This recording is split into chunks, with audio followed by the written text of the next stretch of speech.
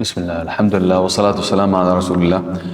میرے عزیز بھائیوں، الحمدللہ آج ہم سورۃ المزمل پر پہنچ گئے بس اس کے بعد جز تبارک کی میرا خیال ہے 4 یا 5 صورتیں رہتی ہیں، اور ان میں اس کے بعد ہم کریں گے انشاءاللہ سورۃ المدثر، جس میں اس دنیا میں جو ہمیں جو مشن دے کر بھیجا گیا ہے اس کا ذکر ہوگا۔ اس کے بعد انشاءاللہ ہم کریں گے سورۃ القیامہ، جس میں موت کا منظر، موت کے وقت کیا ہو رہا ہوتا ہے اس کا ذکر ہوگا۔ اس کے بعد انشاءاللہ ہم کریں گے سورۃ الانسان، اور سورۃ الانسان میں جیسے سورۃ المعارج میں جہنم کے بارے میں تفصیل سے بتایا گیا تھا، اسی طریقے سے سورۃ الانسان میں جنت کے بارے میں بڑی خوبصورتی اور وضاحت کے ساتھ اللہ تعالیٰ نے بیان کیا، تو انشاءاللہ وہ دیکھیں گے۔ اس کے بعد ہم کریں گے انشاءاللہ سورۃ المرسلات، جس میں قیامت کی دن کی نشانیاں کیا ہیں اس کے بارے میں بات ہوگی انشاءاللہ۔ تو اس طریقے سے پھر انشاءاللہ ہمارا جو 29واں پارہ ہے مکمل ہو جائے گا، پھر ہم 30ویں پارے سورۃ النبأ وہاں سے ابتدا کریں گے انشاءاللہ۔ تو آج ہم کریں گے، جیسے میں نے گزارش کی، آج ہم کریں گے سورۃ المزمل، اور سورۃ المزمل میں اللہ تعالیٰ تہجد کی نماز کے بارے میں بات کریں گے، اور تہجد کی نماز کی ہمارے لیے کیا اہمیت ہے، ہماری زندگی کا اس کے ساتھ کیا تعلق ہے۔ لیکن اس سے پہلے میں آپ کے سامنے یہ یاد دہانی میں کرواتا رہا ہوں ہم سب کو کہ قرآن شریف کی صورتیں ایک تسلسل میں آتی ہیں، اور اس کے پیچھے جو ان کی جو ترتیب ہے وہ توقیفی ہوتی ہے۔ توقیفی کا مطلب کہ وہ اللہ تعالیٰ کی طرف سے وضع کرتا ہے، اس ترتیب میں یہ صورتیں آ رہی ہیں۔ ہم نے اس سے بالکل پہلے کی سورۃ الجن، اس سے پہلے کی سورہ نوح۔ سورہ نوح کے اندر ہم نے ان مسلمانوں کے بارے میں پڑھا جو کہ اللہ تعالیٰ نے ہمیں بتایا، جو کہ کسی زمانے میں گزر گئے تھے، ہمیں ان کا کوئی علم نہیں، ہم سے وہ غائب ہیں، لیکن اللہ تعالیٰ نے ان کے بارے میں بتایا کہ اس زمانے کے مسلمان کیسے تھے۔ اس کے بعد سورۃ الجن میں ہم نے ان مسلمان جنوں کے بارے میں پڑھا جو کہ ہماری نظروں سے غائب ہیں، لیکن اللہ تعالیٰ نے ہمیں بتایا کہ وہ مسلمان کیسے تھے۔ اب مسلمان بننے کے لیے اور پکا مسلمان بننے کے لیے کیا ضروری ہے، اس کے بارے میں بات ہوگی سورۃ المزمل میں۔ آج ہم انشاءاللہ وہ کریں گے، ایک پکا مسلمان کیسے بنتا ہے، اللہ تعالیٰ کا قرب کیسے حاصل کیا جاتا ہے، اللہ کے ساتھ دوستی کیسے کی جاتی ہے، اللہ کا ولی کیسے بنا جاتا ہے، اس کے بارے میں سورۃ المزمل میں بات ہوگی۔ حضرت قیس بن عباد ایک تابعی تھے۔ تابعی وہ ہوتے ہیں جو صحابہ کرام کے بعد آئے لوگ، جن کی نبی کریم صلی اللہ علیہ وسلم سے ملاقات نہیں ہوئی، اچھے مسلمان تھے، لیکن ان کی صرف صحابہ کرام سے ملاقات ہوئی۔ تو ایک دفعہ وہ ایک مسجد میں موجود تھے، اور انہیں ایک صاحب داخل ہوئے۔ انہوں نے کہا جو صاحب داخل ہوئے ان کے چہرے سے لگتا تھا کہ وہ بڑے کوئی نیک آدمی ہے۔ کئی دفعہ چہرے سے اندازہ ہو جاتا ہے، اللہ تعالیٰ چہرے کے اوپر ایسی چیزیں ڈال دیتا ہے، کوئی قرآن شریف کی آپ تلاوت کریں نا، چہرے پہ نور آ جاتا ہے، وہ نظر آنا شروع ہو جاتا ہے، دوسروں کو بھی نظر آنا شروع ہو جاتا ہے۔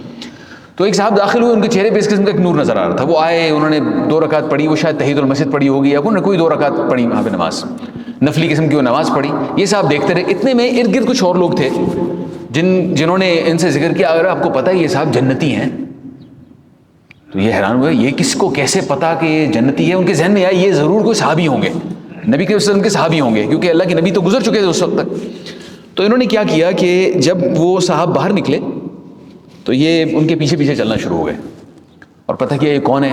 معلوم ہوا ان کا نام ہے عبداللہ بن سلام۔ عبداللہ بن سلام مدینے کے یہودیوں کے پیشوا تھے، ریبائے جسے کہتے ہیں نا، آج کل انگریزی میں ریبائے کہا جاتا ہے، ریبائے جو کہ جوز کے بڑے کوئی پریسٹ ٹائپ کے لوگ ہوتے ہیں، تو وہ ان کے عالم دین تھے، یہودیوں کے عالم دین تھے۔ اور جب نبی کریم صلی اللہ علیہ وسلم مدینہ تشریف لائے تھے تو انہوں نے اپنی کتابوں میں جو کچھ ان کے بارے میں پڑھا ہوا تھا، تو جو چند ایک یہودی اسلام لائے تھے ان میں یہ شامل تھے، کیونکہ انہوں نے سب سے پہلے جا کے دیکھا کہ ہاں یہ جگہ بھی وہی ہے، ہم اسی جگہ پہ انتظار کر رہے تھے، ہمیں نشانیاں بتائی گئی ہیں، اور یہ گئے اور یہ نبی کے پاس گئے، تمام نشانیاں چیک کی، پوچھا، سوال پوچھے، اس کے بعد کہا کہ یہ جو چہرہ بھی ہے نا یہ بالکل سچے آدمی کا چہرہ ہے، اور اسلام لے آئے۔ اور اس کے بعد یہ وہی عبداللہ بن سلام ہے جنہوں نے بعد میں نبی کریم کو دکھانے کے لیے کہ باقی یہودی کیا کریں گے، انہوں نے ان کو وہ ایک ٹیسٹ سا دیا تھا کہ یہ دروازے کے پیچھے چھپ گئے، نبی کریم کو کہا کہ یہودیوں کو بلائیں، میرے بارے میں پوچھیں۔ انہوں نے پوچھا کہ یہ عبداللہ بن سلام کے بارے میں کیا کہتے ہو، تو انہوں نے کہا وہ تو ہمارے سب سے بڑے عالم ہیں، یہ وہی عبداللہ بن سلام ہے جو کہ اسلام لے آئے تھے، اور اس کے بعد پھر صحابہ میں شامل ہو گئے، اور پھر اسلام کے بہت بڑے عالم بنے۔ اب اسلام کے جو بہت بڑے عالم ہیں یہ وہ صاحب تھے جو داخل ہوئے، جن کے چہرے سے لگ رہا تھا کہ کوئی بہت ہی متدین آدمی ہیں، قرآن شریف پڑھتے۔ اس سے پھر اب یہ جو قیس بن عباد جو کہ ہمیں روایت کر رہے ہیں، وہ کہتے ہیں میں پیچھے پیچھے گیا، میں نے ان سے پوچھا کہ میں آپ سے ایک بات پوچھنا چاہتا ہوں جی۔ تو انہوں نے کہا کہ آپ کے بارے میں ان لوگوں نے کہا تھا کہ آپ جنتی ہیں، تو ذرا مجھے بتائیے اس کا مطلب۔ تو انہوں نے کہا کہ واللہ یہ لوگ کس طرح اس طرح کی بات کر سکتے ہیں؟ تو انہوں نے کہا کہ مجھے ذرا بتائیے تو وہ ایسا کیوں کہہ رہے ہیں؟ تو عبداللہ بن سلام نے کہا کہ دیکھیے جی معاملہ یہ ہے کہ میں مدینہ میں جب نبی کریم صلی اللہ علیہ وسلم کے ساتھ تھا تو ان دنوں میں میں نے خواب دیکھا تھا، وہ خواب جا کے میں نے ان کو بتایا، اور انہوں نے اللہ کے نبی صلی اللہ علیہ وسلم نے اس خواب کی تعبیر کی۔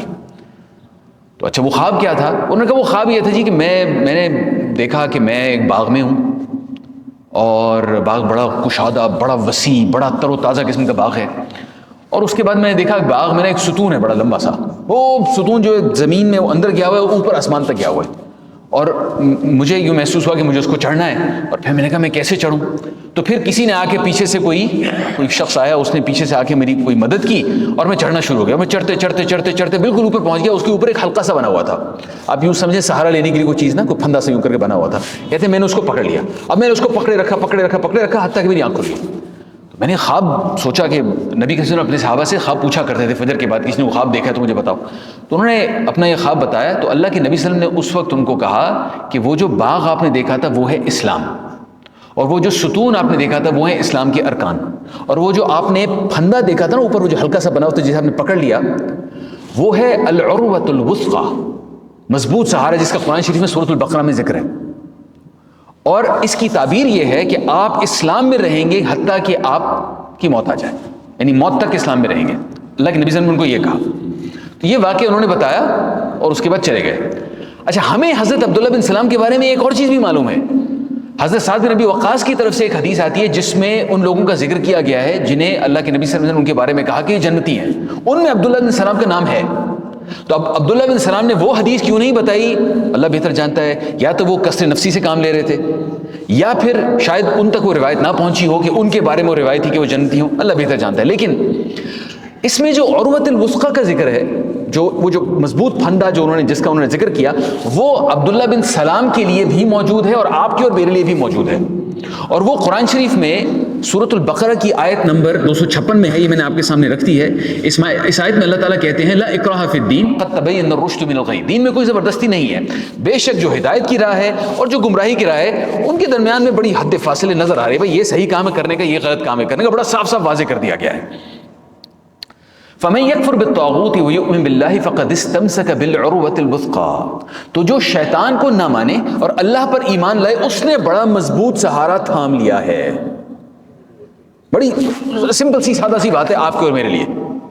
وہ تھامنا، اس کا طریقہ یہ ہے کہ شیطان کی ہم نہیں مانیں گے اور اللہ کی مانیں گے، بس یہ ہے عروۃ الوثقیٰ، مضبوط سہارا جو اس نے تھام لیا ہے۔ لَا انفصام لَهَا وَاللَّهُ سَمِيعٌ عَلِيمٌ، جس سہارے کو کبھی کھلنا نہیں، اور اللہ سب سننے والا اور جاننے والا ہے۔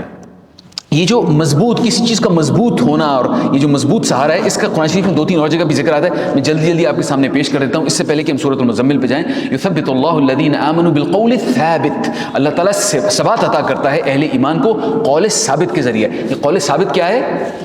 لا الہ الا اللہ۔ اچھا، لا الہ الا اللہ کی شرط یہ ہے کہ یہ صرف زبان سے نہیں کہا جاتا، یہ ہمارے عمل میں نظر آنا چاہیے۔ میرا عمل ایسا ہونا چاہیے کہ جس سے میں صرف اللہ کو خوش کر رہا ہوں اور کسی کو نہیں، یہ ہے وہ قول ثابت۔ اور اللہ تعالیٰ ہمیں ساتھ ساتھ اجتماعی طور پہ بھی کسی چیز کو مضبوط تھامنے سے کے حوالے سے اللہ تعالیٰ میں نصیحت کرتے ہیں۔ وَاعْتَصِمُوا بِحَبْلِ اللَّهِ جَمِيعًا وَلَا تَفَرَّقُوا، بڑی مشہور آیت ہے سورہ آل عمران کی۔ اللہ تعالیٰ کہتے ہیں اور تم سب مل کر اللہ کی رسی کو مضبوطی کے ساتھ تھام لو اور آپس میں تفرقہ مت ڈالو۔ یعنی وہ جو تھامنے والی چیز ہے وہ ایسی ہے جو ہم سب میں مشترک ہے۔ ویسے کسی چیز میں آپ کی رائے اور ہوگی، میری اور ہوگی، جو باریکیاں ہوتی ہیں دین کی اس میں ہمیں کچھ سمجھ آئے گی، کسی اور کو کچھ سمجھ آئے گی، لیکن ان باریکیوں کا سوال نہیں ہے، سوال اس مضبوط عروہ وثقیٰ کا ہے۔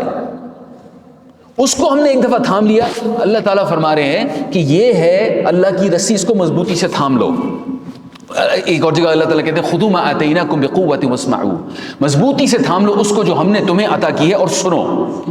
اور آخر میں، اس سے پہلے کہ ہم سورہ مزمل پہ جائیں، میں نبی کے سنت کی ایک حدیث آپ کے سامنے رکھنا چاہتا ہوں جس کا بہت سے علماء کا یہ خیال ہے کہ ہمارے زمانے کے بارے میں ہے، اللہ بہتر جانتا ہے، لیکن ہم اپنے ظن میں کہہ رہے ہیں، ہم اپنے گمان میں کہہ رہے ہیں کہ یہ شاید ہمارے زمانے کے بارے میں۔ حدیث یہ ہے جناب، یأتی علی الناس زمان الصابر فیہم علی دینہ کالقابض علی الجبر، یہ ہے جناب لوگوں پر ایک ایسا زمانہ آئے گا کہ ان میں اپنے دین پر صبر کرنے والا آدمی ایسا ہوگا جیسے ہاتھ میں چنگاری پکڑنے والا، یعنی دین پر قائم رہنا مشکل ہو جائے گا، کیونکہ اتنی بہت ساری چیزیں ہوں گی، آپ کو پسند آئیں گی، آپ کا دل چاہے گا ان کی طرف جانے کا، اتنی بہت ساری اور مصروفیات ہوں گی جن میں انسان جا سکتا ہے، لیکن اس وقت جو اس عروہ وثقیٰ کو تھامے گا اس کے لیے مشکل تو ہوگی، لیکن وہ اس کی نجات کا راستہ ہے۔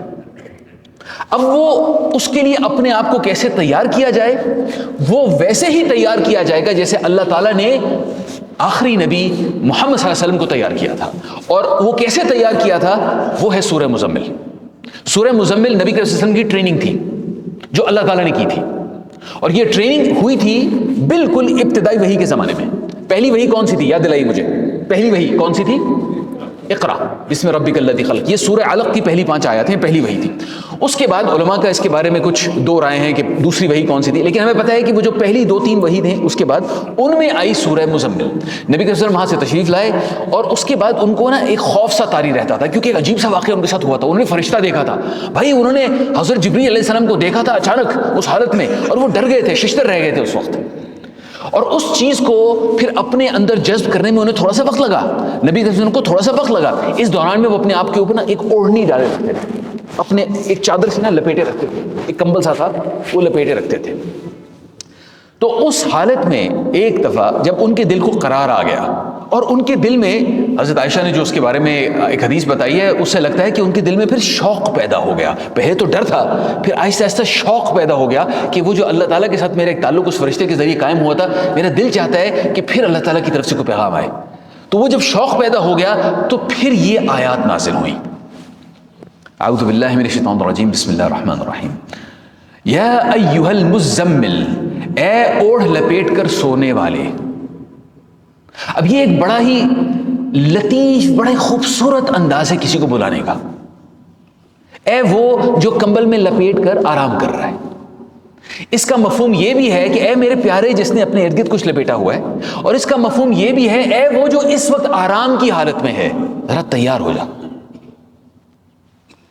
قم اللیل الا قلیلا. اچھا، پہلا حکم کیا آ رہا ہے؟ پہلا حکم دعوت و تبلیغ کا نہیں آ رہا ابھی، وہ اس کے بعد آئے گا سورۃ المدثر میں، وہ چند دن بعد کی وحی تھی.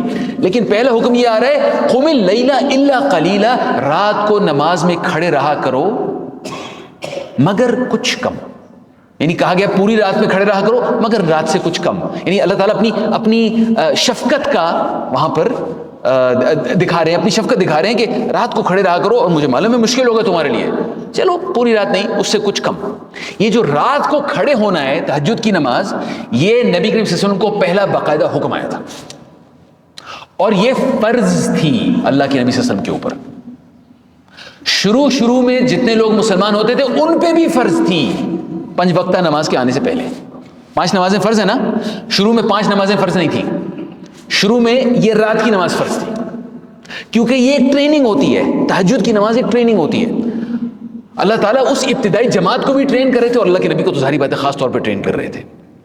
تو رات کو کھڑے رہا کرو مگر کچھ کم. نصفہ او انقص منہ قلیلا. اب بتا دیا کتنا کم، آدھی رات یا اس سے کچھ کم کر لو، او زد علیہ، یا اس سے کچھ زیادہ.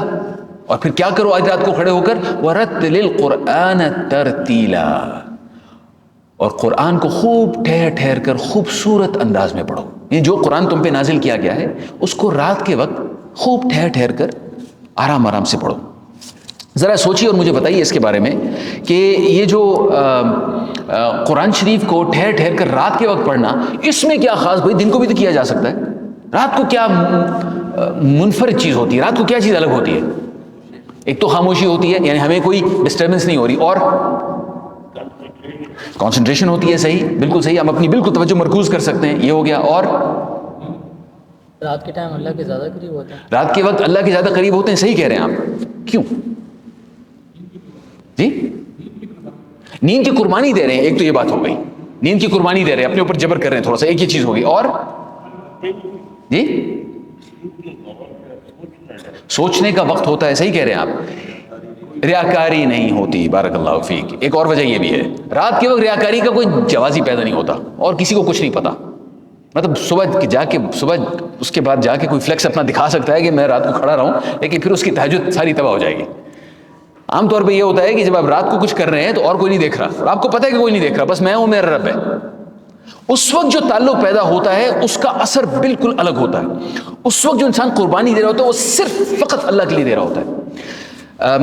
امام سفیان الثوری کہا کرتے تھے کہ خدا کی قسم میں جو بھی عمل دوسروں کی موجودگی میں کرتا ہوں، میں اسے خاطر میں نہیں لاتا، یعنی میرے خیال میں وہ میرے اعمال نامے میں شامل ہی نہیں ہے. آپ سمجھ رہے ہیں اس کا مفہوم کیا ہے؟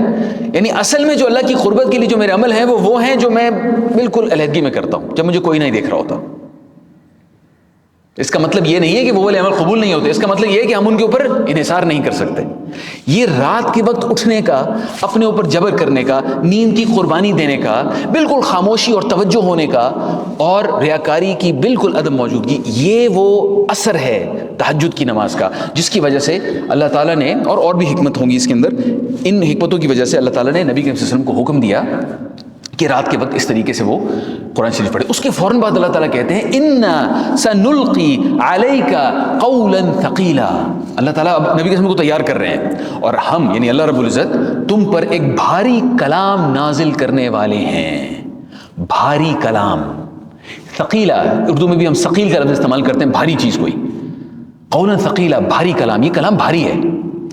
اچھا، یہ بھاری مختلف طریقے سے، ایک تو یہ کہ نبی صلی اللہ علیہ وسلم کے اوپر اب ذمہ داری پڑھنے والی تھی کہ یہ کلام جس کو ملے نا اس کے اوپر ذمہ داری ہوتی ہے آگے پہنچائے. نبی صلی اللہ علیہ وسلم نے فرمایا ہمیں بھی بلغوا عنی ولو آیہ، مجھ سے آگے پہنچاؤ، حتیٰ کہ ایک آیت بھی، تمہیں ایک آیت بھی آتی ہے نا وہ بھی آگے پہنچاؤ. یہ ذمہ داری ہے ہماری. ایک تو یہ ذمہ داری بھاری ہو گئی، اللہ کے نبی صلی اللہ علیہ وسلم کے پورے قرآن کی ذمہ داری آنی تھی، وہ بھی بھاری ہو گئی. اس کے علاوہ اس قرآن کے اندر اور بھی کچھ بھاری چیزیں ہیں. اللہ تعالیٰ نے ہمیں سورۃ الحشر میں ایک آیت ہے، اللہ تعالیٰ کہتے ہیں لو انزلنا هذا القرآن على جبل لرأيته خاشعا متصدعا من خشية اللہ. یہ جو قرآن ہے نا، اگر اس کو کسی پہاڑ پر نازل کیا جاتا تو وہ پہاڑ اللہ کے خوف سے جھک جاتا. یہ ہمالیہ کے پہاڑ، یہ ہمارے بھی جو پہاڑ آپ دیکھیں اتنی اونچی بڑی چیز ہوتی ہے، اللہ کے خوف سے جھک جاتا، اتنا بھاری ہے. یہ انسان کی جرت ہے کہ اس نے لے لیا اپنے اوپر یہ ذمہ، لیکن پہاڑ جھک جاتا. اچھا، اس کے بھاری ہونے کا ایک اور اس کا ایک اور اثر قیامت کے دن ان لوگوں پر ہوگا جنہوں نے قرآن شریف یاد کیا ہوگا، چاہے جتنا بھی یاد کیا ہو. کیونکہ جب ہمیں قیامت کے دن توازن میں ڈال کے تولا جائے گا نا، ہماری نیکیاں اور ہمارے برے اعمال، اللہ تعالیٰ ان سے بچائے ہمیں، جب ہمیں تولا جائے گا اس طریقے سے تو اپنی نیکیوں کے ساتھ ہمیں بھی بیچ میں ڈالا جائے گا، اور ہمارا وزن ہوگا اس بنیاد کے اوپر کہ ہم نے کتنا قرآن شریف حفظ کیا تھا. سورۃ الکوثر حفظ کی تھی تو اس کا اپنا وزن ہے، کسی نے سورہ بقرہ حفظ کی تھی تو اس کا اپنا وزن ہے، کسی نے پورا قرآن شریف حفظ کیا تھا اس کا اپنا وزن ہے، اور اس کے لیے کیا کوشش کی تھی. آگے اللہ تعالیٰ جس کو استطاعت دے دے. تو یہ اللہ تعالیٰ کی طرف سے ایک انکریجمنٹ ہے کہ کوشش کیجیے اور زیادہ قرآن شریف یاد کرنے کی کوشش کیجیے، کیونکہ اس سے ہمارا وزن اس دن بڑھ جائے گا. یہ ہے وہ قولاً ثقیلا، وہ بھاری قول، وہ بھاری کلام جو اللہ تعالیٰ نازل فرمانے. اس کے بعد اللہ تعالیٰ کہتے ہیں ان ناشئۃ اللیل ہی اشد وطئا واقوم قیلا. در حقیقت رات کا اٹھنا نفس پر قابو پانے کے لیے بہت کارگر، اور قرآن شریف ٹھیک پڑھنے کے لیے بہت موزوں ہے. یہ خیر ایک ترجمہ ہے. اقوام قیلا کا مفہوم یہ بھی ہو سکتا ہے کہ جو رات کو اٹھتا ہے اس کے لیے پھر دن میں سچ بات کرنا آسان ہو جاتا ہے. کسی بھی معاملے میں آپ پڑھ جائیں اور آپ کو کہیں پہ گواہی دینی ہو، جو رات کو اٹھتا ہے اس کو دن میں اللہ تعالیٰ اس کے دل کو تقویت دے دیتے ہیں، وہ پھر بہادری سے بات کر سکتا ہے. اس کے بعد اللہ تعالیٰ کہتے ہیں وَاذْكُرِ اسْمَ رَبِّكَ وَتَبَتَّلْ إِلَيْهِ تَبْتِيلًا. دن کے اوقات میں تو تمہارے لیے بہت مصروفیات ہیں. ان لک فی النہار سبحا طویلا، دن کے اوقات میں تو تمہارے لیے بہت زیادہ مصروفیات ہے، دن کو بہت ساری چیزیں ہوتی ہیں کرنے کو. واذکر اسم ربک وتبتل الیہ تبتیلا، اپنے رب کے نام کا ذکر کیا کرو، سب سے کٹ کر اسی کے ہو رہو. یہ اس حوالے سے نبی صلی اللہ علیہ وسلم کو تلقین کی جا رہی ہے کہ آپ کے ارد گرد جو لوگ ہیں نا وہ ہر قسم کی بات کریں گے. کوئی شخص آپ کے اوپر تانے دے گا، کوئی شخص ہو سکتا ہے تانے نہ دے رہا ہو لیکن وہ اپنی گفتگو میں فحش باتیں کریں یا بالکل فضول قسم کی باتیں کریں. اس مجمع میں آپ کو پھر بھی جانا ہے کیونکہ آپ نے لوگوں کو اللہ کی طرف بلانا ہے. اسلام میں اس طرح کی رہبانیت نہیں ہے کہ دنیا سے کٹ کے الگ رہ لیں، کسی بالکل دور کسی کٹیا میں رہنا شروع کر دیں. اسلام میں معاشرے کے اندر رہنا پڑتا ہے، اور معاشرے کے اندر رہ کر ظاہری باتیں لوگوں کی ہر قسم کی باتیں سننی پڑتی ہیں. تو اللہ تعالیٰ کہہ رہے ہیں کہ جب تم لوگوں کے درمیان میں بھی ہو اس وقت بھی اپنا تعلق اللہ تعالیٰ کے ساتھ رکھو، زبان پہ اللہ تعالیٰ کا ذکر جاری رہے. اور اگر کوئی کہے وہ ہے نا قرآن شریف کی آیت وَإِذَا خاطبهم الجاہلون قالوا سلاما، جب جاہل لوگ ان سے بات کرتے ہیں تو یہ جو اللہ کے بندے ہیں وہ کہتے ہیں السلام علیکم. اس وقت کہتے ہیں السلام علیکم، وہ پیار سے بات کر کے آگے نکل جاتے ہیں کہ میں اس چیز میں شامل نہیں ہونا چاہتا، میں جھگڑنا بھی نہیں چاہتا، لیکن میں اس چیز میں شامل نہیں ہونا چاہتا، میرا تعلق میرے رب کے ساتھ ہے۔ اگر میں یہاں پہ اس محفل میں بیٹھا ہوں، کوئی اوٹ پٹانگ الٹی سیدھی باتیں یہاں پہ ہو رہی ہیں تو اس سے میرے دل کے اوپر اثر پڑے گا، اس سے جناب رات کو جتنی میں ٹریننگ کرتا رہا ہوں وہ ساری کی ساری غارت جائے گی، تو پھر السلام علیکم میں چلتا ہوں آگے۔ وَتَبَتَّلْ إِلَيْهِ تَبْتِيلًا، رب المشرق والمغرب، اللہ تعالیٰ کی تعریف آگے کہ کس رب کی بات ہو رہی ہے؟ وہ رب جو مشرق، پورا مشرق ادھر دیکھو کیا نظر آتا ہے اس کا رب ہے، وہ مغرب ادھر دیکھو، دیکھو کتنے دور تک نگاہ جاتی ہے، ان سب کا رب ہے وہ، لا الہ الا ہو، اس کے سوا کوئی اس لائق نہیں کہ اس کی عبادت کی جائے، فَاتَّخِذْهُ وَكِيلًا، اس کو بنا لو اپنا وکیل۔ وکیل جو لفظ ہے اردو میں ہم استعمال کرتے ہیں ایڈوکیٹ کے لیے یا جو مقدمے لڑتا ہے ہمارے لیے، یہ عربی میں اس کا مطلب ہوتا ہے وہ جس پہ توکل کیا جائے۔ ہم توکل کرتے ہیں نا، توکل کے بارے میں پتہ ہے کہ جناب اونٹ باندھ کے توکل کرو، یہ ہمارے حدیث مشہور بھی ہے اس حوالے سے۔ تو توکل جس پہ کیا جائے وہ ہوتا ہے وکیل، جس پہ ہم توکل کر لیں، بالکل میں نے بالکل اعتماد کیا ہے اللہ تعالیٰ کے اوپر۔ تو یہ جو توکل ہوتا ہے اس کے بارے میں علماء کرام کہتے ہیں کہ توکل کا ایک پیمانہ ہوتا ہے کہ آپ نے کتنا توکل کیا ہے، ہم کس طریقے سے اندازہ لگائیں کہ توکل واقعی کیا یا نہیں کیا ہے۔ تو توکل کا پیمانہ یہ ہوتا ہے کہ آپ کی جیب میں جو رزق ہے اس کی نسبت جو رزق آپ کو ملنا ہے وہ زیادہ یقینی ہو جائے۔ میں دوبارہ دہراتا ہوں، ذرا سوچیے اس کے بارے میں۔ جیب میں کچھ پیسے ہیں، اس پر میرا اعتماد ہے، میری جیب میں پڑے ہوئے۔ پھر کچھ رزق ہے جو اللہ تعالیٰ نے کہا ہوا اللہ دے گا آپ کو، اللہ پہ اعتماد کرو تو وہ دے گا، تو اس پر اتنا اعتماد ہو جائے اس رزق پر کہ وہ اس یقین سے زیادہ یقین اس کے اوپر ہو جائے۔ اس کا اثر کیا ہوتا ہے؟ اس کا اثر یہ ہوتا ہے کہ انسان وہ جو اس کو محبوب ہے نا وہ بھی خرچنے پر تیار ہو جاتا ہے۔ اللہ تعالیٰ کہتے ہیں لن تنالوا البر حتى تنفقوا مما تحبون، اگر تم بر حاصل کرنا چاہتے تو بر ایک آپ سمجھ لیں کہ ایک اسٹیشن ہوتا ہے، ایک درجہ ہوتا ہے اللہ کی قربت کا۔ تم بر حاصل کرنا چاہتے ہو نا تو وہ خرچ کرو جو تمہیں پیارا ہے، جو تمہیں محبوب ہے، اور وہ خرچ کرنے کے لیے توکل چاہیے ہوتا ہے۔ اور اللہ تعالیٰ یہاں پہ کہہ رہے ہیں کہ اللہ کو اپنا وکیل بنا لو، کیونکہ پھر اللہ تعالیٰ دے گا، جو اللہ پہ اعتماد کرتے اس کو دے گا اللہ تعالیٰ۔ اچھا جناب، جو رات کی جو عبادت ہے صحابہ کرام یہ کیا کرتے تھے کثرت سے، ان میں ایک صحابی کا واقعہ آپ کے سامنے رکھنا چاہتا ہوں، ان کا نام تھا عباد بن بشر۔ تو حضرت عباد بن بشر مدینہ کے رہنے والے تھے، نبی کے وسلم کے ساتھ جو ابتدائی لوگ مدینہ میں اسلام لائے ان میں شامل تھے، 25 سال 26 سال ان کی عمر تھی۔ قرآن شریف پڑھنا شروع کیا، نبی کے وسلم سے سیکھنا شروع کیا تو دل میں محبت پیدا ہوگی قرآن شریف کی۔ تو عباد بن بشر پھر رات کے وقت اٹھ کر قرآن شریف پڑھا کرتے تھے، اور انہیں بڑی لذت اور لطف آتا تھا اس کے اندر۔ ایک دفعہ ایک غزوہ پہ نبی کے وسلم کے ساتھ گئے، غزوہ ذات الرقاع، وہاں سے واپس آ رہے تھے، تو جہاں پر انہوں نے حملہ کیا تھا اور جہاں لڑائی ہوئی تھی وہاں پر کچھ لوگ انہوں نے قیدی بنائے تھے، ان قیدیوں کے کچھ رشتہ دار تھے جو ارد گرد گھوم رہے تھے اور وہ اشتاق میں تھے کہ مسلمانوں پہ حملہ کریں۔ رات کو کہا گیا جی اچھا کون کون گارڈ بنے گا، تو ان کی باری آئی گارڈ بننے کی۔ تو عام طور پہ جو لوگ مواخات ہوئی تھی نا مدینہ میں، جو دو بھائی بنائے تھے اللہ کے نبی صلی اللہ علیہ وسلم، مہاجر اور انصار، ان کو اکٹھے گارڈ بنایا جاتا تھا۔ تو ان کے ساتھ ان کے جو مہاجر بھائی تھے وہ تھے حضرت عمار بن یاسر، یہ وہی عمار بن یاسر ہے جن کی والد اور والدہ کو ابو جہل نے شہید کیا تھا، یہ وہی عمار بن یاسر ہیں، وہ یہاں پہ ان کے اسلامی بھائی تھے۔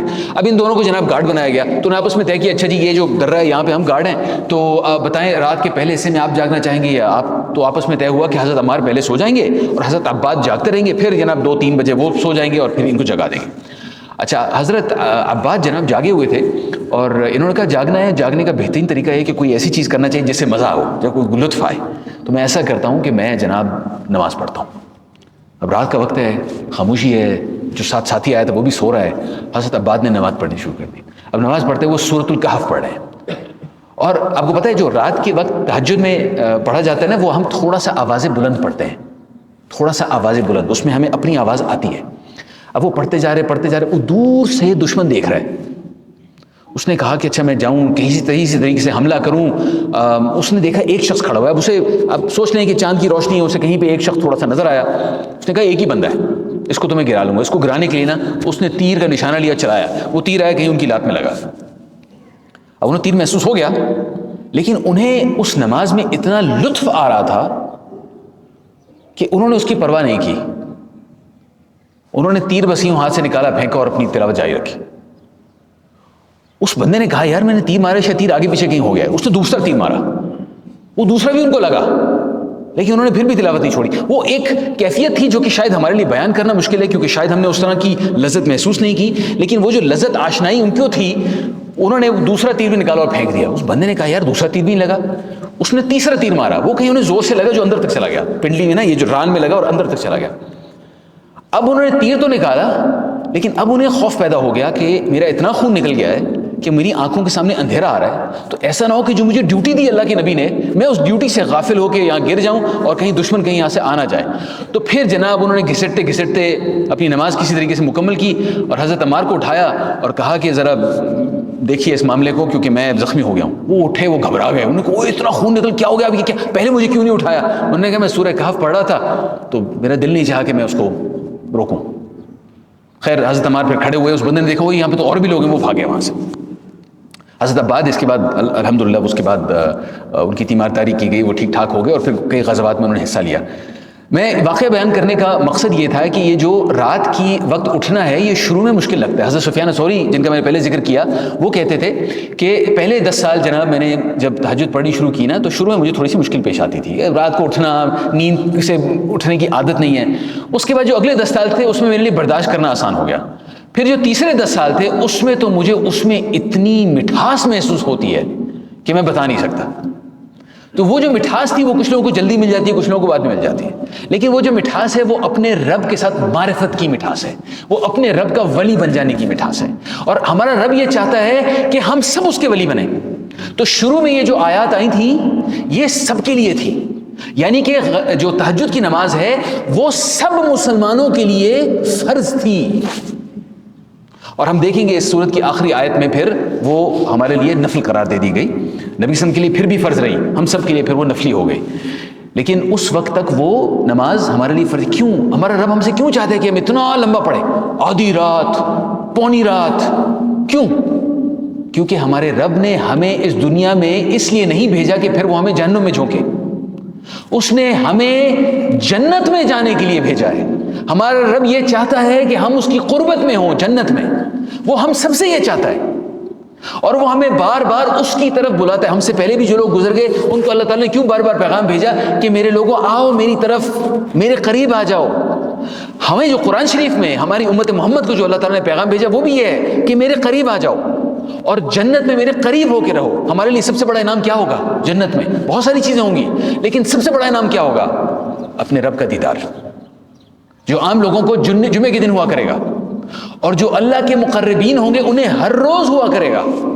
اور ان کے گھر والے جب انہیں دیکھا کریں گے کہ وہ گئے ہیں اللہ کو دیکھنے کے لیے, پھر واپس آئیں گے, وہ ان کے گھر والے ان کو کہیں گے کہ واللہ آپ لوگ جب گئے تھے واپس آئیں, پہلے سے کہیں زیادہ خوبصورت ہو گئے آپ صرف اپنے رب کا دیدار کرنے سے. اصل میں وہ ہے سب سے بڑی نعمت. باقی سب نعمتیں ہوں گی لیکن جو سب سے بڑی نعمت ہے وہ اللہ کا دیدار ہے. کیونکہ میرے بھائیو اصل میں وہ ہمارا گھر ہے.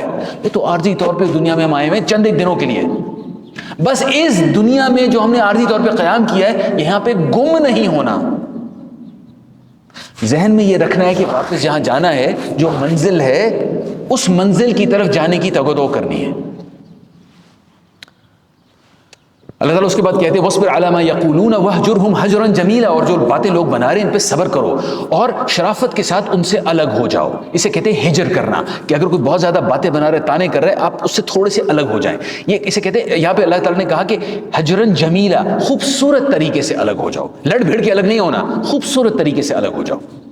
اور نبی کریم صلی اللہ علیہ وسلم نے یہ جو ہجر ہے یہ کچھ صحابہ کرام کے ساتھ بھی کیا تھا جب کوئی معاملہ ایسا ہو جاتا تھا. حضرت کعب بن مالک اور 2 صحابہ کرام تھے جو غزوہ تبوک میں ان کے ساتھ نہیں گئے تھے. جو 3 صحابہ کرام کوئی عذر نہیں تھا, غزوہ تبوک میں ساتھ نہیں گئے تھے. نبی کریم صلی اللہ علیہ وسلم نے اللہ کے حکم سے مہینہ 40 دن کے لیے ان کے ساتھ ہجر کیا تھا. ہجر کا مطلب کوئی ان سے گفتگو نہیں ہو رہی تھی اور وہ لوگ بالکل ان کے لیے ایسے تھا جیسے دنیا ان پر تنگ ہو گئی ہے. وہ ایک ہجر تھا, وہ ہجر کی ایک شکل تھی کہ اللہ کا حکم آیا پھر ہجر ختم ہو گیا. ایسے ایک اور صحابی کرام تھے, میں ان کے نام کا ذکر نہیں کروں گا, بڑے پیاری صحابی تھے. انہوں نے جناب قرضہ لیا کرتے تھے اور شاید کسی وجہ سے ان کو اس چیز کا ادراک نہیں تھا کہ اتنا قرضہ میں ادا نہیں کر پاؤں گا, وہ دیوالیہ ہو گئے. تو ان کو ذرا سمجھانے کے لیے اللہ کے نبی صلی اللہ علیہ وسلم نے ان کے ساتھ بھی کچھ دن کے لیے ہجر کیا تھا تاکہ ان کو تنبیہ ہو, تادیب ہو ان کی. تو یہ جو ہجر ہے خوبصورت طریقے سے ہجر کرنا، یہ اگر قرآن و سنت کا معاملہ ہو تو یہ کیا جا سکتا ہے، ادروائز ہم جیسے میں نے کہا تھا معاشرے کے ساتھ ہجر نہیں کرتے۔ وَذَرْنِي وَالْمُكَذِّبِينَ أُولِي النَّعْمَةِ وَمَهِّلْهُمْ قَلِيلًا، اور ان جھٹلانے والے خوشحال لوگوں سے نپٹنے کا کام تم مجھ پر چھوڑ دو۔ اللہ تعالیٰ کہہ رہے مجھ پہ چھوڑو، توکل کیا ہے نا اپنی زندگی کے معاملے میں، توکل کرو ان کے ساتھ معاملات کے معاملے میں بھی، اور ذرا کچھ دیر انہیں مہلت دو، اسی حالت میں انہیں رہنے دو۔ ان لدینا انکالا وجحیما، اب جناب یہ پہلی بالکل ابتدائی آیات ہیں جہنم کے عذاب کے بارے میں۔ اللہ تعالیٰ کہہ رہے ہیں کہ ہمارے پاس ان کے لیے، یہاں پہ ترجمہ کیا ہوا ہے بھاری بیڑیاں۔ انکال کا مطلب ہوتا ہے، آپ یوں سمجھ لیں کوئی بڑا بدترین قسم کا ٹارچر، کسی پہ بہت بدترین عذاب دیا جائے نا، اسے انکال کہتے ہیں۔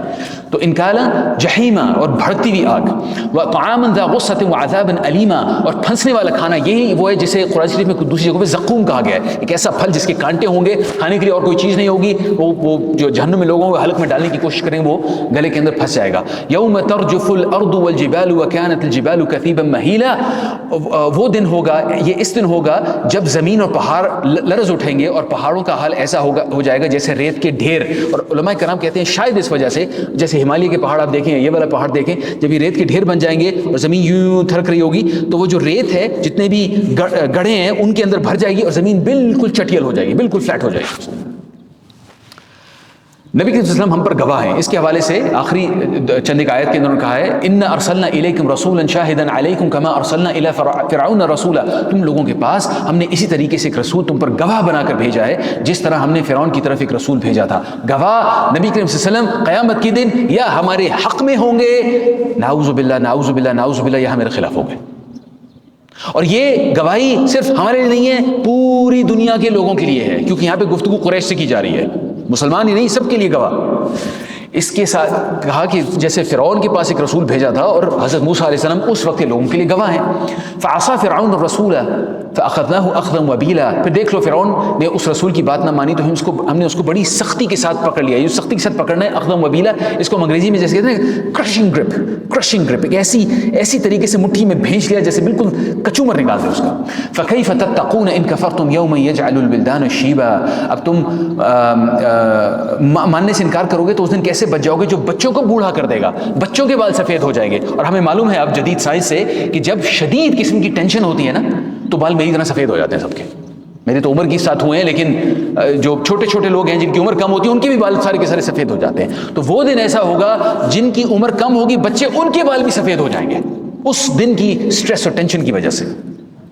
السماء منفطر به كان وعده مفعولا، اور جس دن کی سختی سے آسمان پھٹا جا رہا ہوگا، اللہ کا وعدہ تو پورا ہی ہو کر رہنا ہے۔ ان هذه تذکرہ، اب جناب آخر میں ایک نصیحت ہے یہ، فمن شاء اتخذ الى ربه سبیلا، بس پھر جو چاہے، چوائس ہے، اللہ تعالیٰ نے دے دی بھائی یہ راستہ لے لو یہ راستہ لے لو، اب جس کا جی چاہے اپنے رب کی طرف جانے کا راستہ اختیار کر لے، اور وہ راستہ جناب تہجد کی نماز سے بھی گزرتا ہے، جیسے جہاں سے یہ سورج شروع ہوئی تھی۔ اب تہجد کی نماز کے حوالے سے یہ آخری آیت ہے۔ اس آیت کے بارے میں علماء یہ کہتے ہیں کہ اس کا کچھ حصہ جو ہے وہ مدینہ میں نازل ہوا تھا، کچھ کہتے ہیں کہ اس کا کچھ حصہ مکہ میں نازل ہوا تھا۔ مطلب یہ ہے کہ جو تہجد کی نماز کی واجبیت تھی وہ یا 11 مہینے کے لیے تھی یا 16 مہینے کے لیے تھی یا پھر تقریباً 10 سال کے لیے تھی۔ اب اللہ تعالیٰ بہتر جانتا ہے، ہمیں صرف جو قول منقول ہوا ہے وہ میں نے آپ کے سامنے رکھ دیا۔ اب یہ آیت تھی جو نازل ہوئی جس میں کہا گیا کہ یہ تہجد کی نماز جو ہے یہ نفل ہے۔ آیت یہ ہے جناب ان ربک یعلم انک تقوم ادنی من ثلثی اللیل ونصفہ، میں اردو ہی کرتا ہوں کیونکہ میرے پاس وقت کم ہے۔ اے نبی صلی اللہ علیہ وسلم، تمہارا رب جانتا ہے کہ تم کبھی 2/3 رات کے قریب، کبھی آدھی رات، کبھی 1/3 رات عبادت میں کھڑے رہتے ہو، اور تمہارے ساتھیوں میں سے بھی ایک گروہ عمل کرتا ہے۔ اللہ ہی رات اور دن کے اوقات کا حساب رکھتا ہے، یعنی کبھی رات بڑی ہوتی ہے کبھی رات چھوٹی ہوتی ہے، اسے معلوم ہے کہ تم لوگ اوقات کا ٹھیک شمار نہیں کر سکتے، لہٰذا اس نے تم پر مہربانی فرمائی۔ اب وہ مہربانی ایسے فرمائی کہ آپ کے اور میرے لیے بھی تہجد اب نفلی ہو گئی۔ اب جتنا قرآن آسانی سے پڑھ سکتے ہو پڑھ لیا کرو۔ اسے معلوم ہے کہ تم میں سے کچھ مریض ہوں گے، کچھ دوسرے لوگ اللہ کے فضل کی تلاش میں سفر کر رہے ہوں گے، کچھ لوگ اللہ کی راہ میں جنگ کرتے ہیں، بس جتنا قرآن بآسانی پڑھ سکتے ہو، پڑھا جا سکتا ہے یا پڑھ سکتے ہو پڑھ لیا کرو۔ نماز قائم کرو، زکوٰۃ دو، اور اللہ کو اچھا قرض دیتے رہو۔ نماز قائم کرو اور زکوٰۃ دو۔ دو اہم نقطے اس میں یاد رکھیے، نماز قائم کرنے میں اللہ سے تعلق بن رہا ہے، زکوٰۃ دینے میں اللہ کی مخلوق سے تعلق بن رہا ہے۔ دونوں وہ چیزیں ہیں جو کہ اللہ کے قرب کا ذریعہ ہیں، اور اللہ کو قرض دیتے رہو۔ یہ قرض کس لیے دیے جا رہا ہے اللہ تعالیٰ کو؟ کہ جو ہمارا اصل گھر ہے جنت میں، جو ہمارا گھر ہے اس کی تیاری کی جا سکے۔ یہ قرض اس کو دیا جا رہا ہے یہاں پر۔ جو بھی ہم اللہ کی راہ میں خرچ کرتے ہیں وہ اللہ کو قرض دیتے ہیں۔ جو کچھ تم بھلائی اپنے لیے آگے بھیجتے ہو وہ اللہ کے پاس اس کو موجود پاؤ گے۔ ایک حدیث میں آتا ہے 700 گنا تم ایک نیکی کرو گے، اللہ 700 گنا اس کو بڑھا کر تمہارے لیے وہاں پہ دیں گے۔ اب اس کا مفہوم بھی اللہ تعالیٰ بہتر جانتے ہیں، وہی زیادہ بہتر ہے اور اس کا اجر بہت بڑا ہے۔ اللہ سے مغفرت مانگتے رہو، بے شک اللہ تعالیٰ بڑا ہی غفور اور رحیم ہے۔ اللہ تعالیٰ مجھے بھی اور آپ کو بھی عمل کرنے کی توفیق عطا فرمائے۔ میں آخر میں ایک دعا آپ کو یاد دلانا چاہتا ہوں، وہ ہے جناب کہ یا مقلب القلوب ثبت قلبی علی دینک۔ یہ قرآن شریف میں جو دعائیں آتی ہیں، جو رمضان شریف میں ہمارے پاس موقع ہے دعاؤں کو یاد کرنے کا اور کثرت سے کرنے کا، یہ دعا یاد کر لیجئے۔ اس کا اثر یہ ہوتا ہے کہ ہمیں کچھ معلوم نہیں کہ ہماری جو زندگی کا آخری حصہ کس حالت میں گزرے گا، موت سے بالکل پہلے ہماری کیا حالت ہوگی۔ تو یہ دعا کرنے سے ہم اللہ تعالیٰ سے مانگتے ہیں کہ میرے جو دل ہے اس کو اسلام کے اوپر آپ مضبوطی سے تھام لیں، کیونکہ میرے اپنے حیثیت میری استعداد میں تو نہیں ہے۔ اللہ تعالیٰ آپ میرے لیے اس کو آسان بنا دیجیے۔ یا مقلب القلوب ثبت قلبی